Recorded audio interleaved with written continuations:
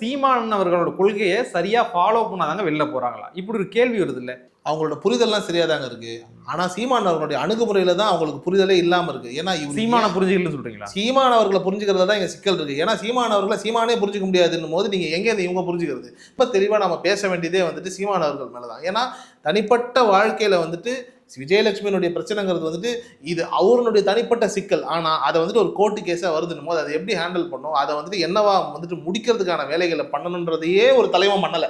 அப்படிப்பட்ட தலைவன்கிட்ட வந்துட்டு நீங்க போய் வந்துட்டு ஒரு கட்சியை கொடுக்கும்போது அந்த கட்சியில இருக்கக்கூடிய எல்லாருமே இருந்தா இரு போனா போ அப்படின்னா கட்சி தொண்டர்கள் கிட்டயே, அதாவது இத்தனை ஆண்டு காலமாக இவருக்காக உழைத்த இவர்களுக்கிட்டயே இவர் இப்படி பேசுறாரு அப்படின்னா விஜயலட்சுமி கிட்ட என்னவா பேசியிருப்பாரு?